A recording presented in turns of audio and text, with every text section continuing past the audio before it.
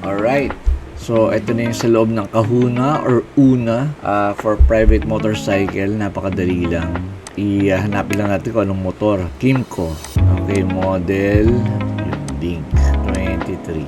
Okay, then click next. Ang sum insured niya is 110,000. Now, pwede mo siya edit. Pwede mo gawing 150. Pero depende na lang yan. So, okay na yung 110,000. Sa 110,000, meron kang tatlong option. Autolite, ideal for practical commuters.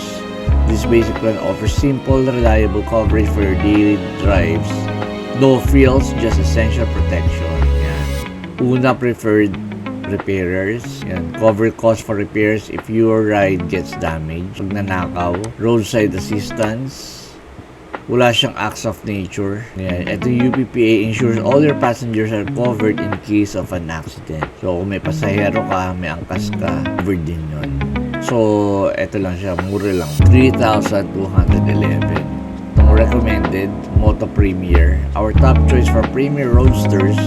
This plan offers enhanced protection and extra perk for complete coverage on every journey. So, yan yung mga basic. Ang additional sa kanya, etong acts of nature. So, ano cover ng acts of nature? Then, mas mataas yung kanyang coverage ng pasahero.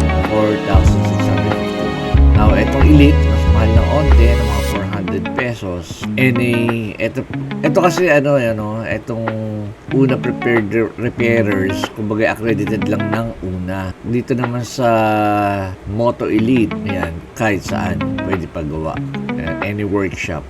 Tapos nakaw kasama din, roadside assistance kasama rin, acts of nature, and then yung sa passenger, mas malaki yung coverage, 100,000. Deductible pare-pareho silang 1,100 pesos. Yung mga insure din yung inyong helmet, 43 pesos lang, dagdag ka lang. Personal belonging protection, 100 pesos lang. Repair anywhere, 110.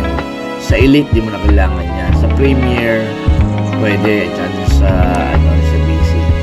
Yan. Yung policy details nyo, yung ORCR, yan. Mga details, plate number, conduction sticker, chassis number. So, manually, i-input natin dyan. Tapos mag-upload din tayo nung, again, yung ORCR. Tapos, for review, pag na-approvean ka na, insured ka na.